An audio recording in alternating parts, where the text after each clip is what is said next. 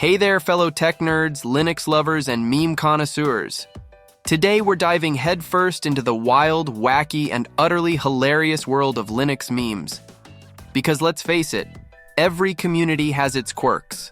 But Linux? Oh, we take it to a whole new level. So buckle up as we explore what makes us laugh, roll our eyes, and occasionally smash our keyboards. Ready? Let's do this.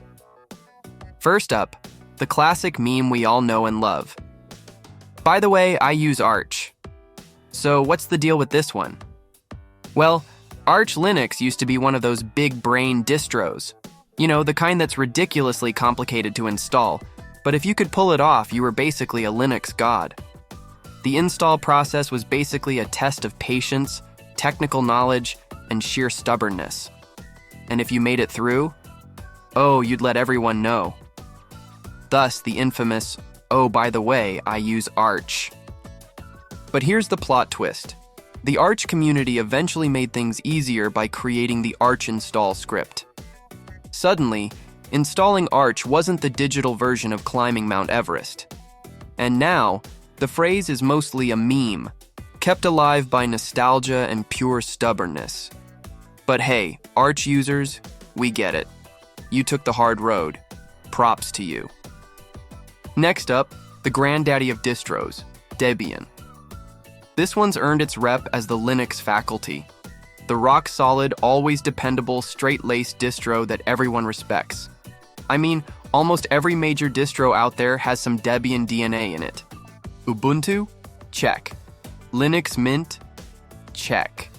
Kali Linux? You bet. Debian's the ancient sage of the Linux world, the Dumbledore of distros. And yeah, the community loves reminding everyone of that. Ah yes, the Thinkpad Stereotype. You know the type. Hoodie-wearing, Linux-hacking mastermind with a beat-up ThinkPad covered in stickers of obscure programming languages. And of course, running Kali Linux because, you know, hacking. Bonus points if you've got a mechanical keyboard and some RGB thrown in for extra flair. But here's the tragedy. Lenovo's slowly getting rid of the track point. That little red dot in the middle of the keyboard? Yeah, it's becoming a relic of the past. What's next? Are they going to take away our terminal windows too? Oh, you think Arch users are hardcore? Gentoo and Linux from scratch users are on another level. These folks refuse to touch software unless they've personally compiled it from source. No pre-compiled binaries here, thank you very much. They want absolute control. Anything less is sacrilege. It's basically the Linux version of, if you didn't build it, you don't deserve it. Updates on Linux are like a sacred ritual. Just type in a command and bam, everything's up to date. Unless, of course, you've been putting it off for a few months or years. And if that's the case, well, prepare for disaster. But hey, at least you didn't spend half your life staring at a Windows Update screen, right? At some point, every Linux enthusiast decides it's time to set up their own server. It could be an old PC, a Raspberry Pi, or an actual monster of a server. After wrestling with configurations and tinkering for hours, there's a sense of pure accomplishment. The problem? Trying to explain what you've done to anyone else. Wait, you turned your old laptop into a... what? Why? The eternal struggle. Linux versus Windows versus Mac. And obviously, Linux always wins, at least according to us.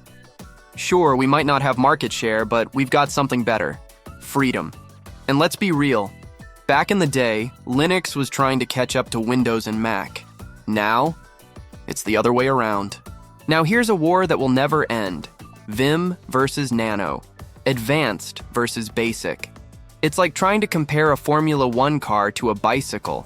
And of course, the eternal question, how do I even exit Vim?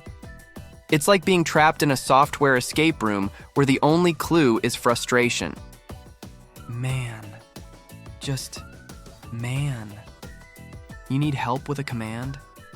You type man followed by the command. And sometimes it feels like trying to read an ancient scroll written by a caffeinated robot. It's so dense it practically begs for an oh man every time you open it. Everything runs on Linux, and I mean everything. Your phone? Probably. Your smart fridge?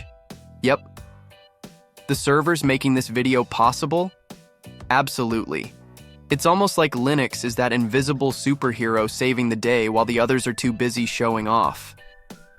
When you're furiously mashing the up arrow trying to find that one perfect command from your terminal history, and even when it's clear it would have been faster to just retype it, you're committed.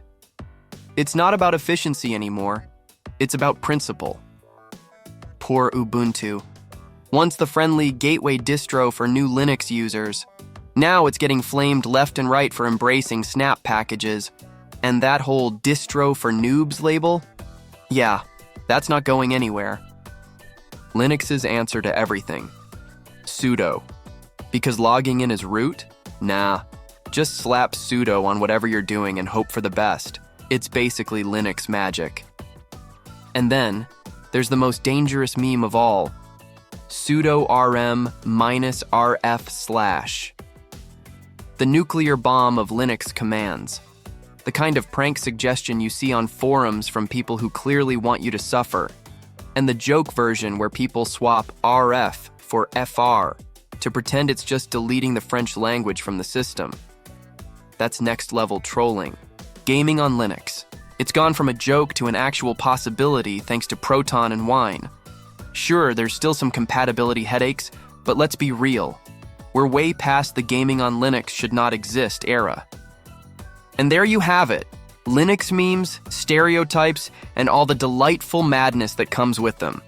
Which one made you laugh the hardest? Got your own favorite Linux meme? Drop it in the comments. And hey, if you enjoyed this video, smash that like button, subscribe, and I'll catch you in the next one.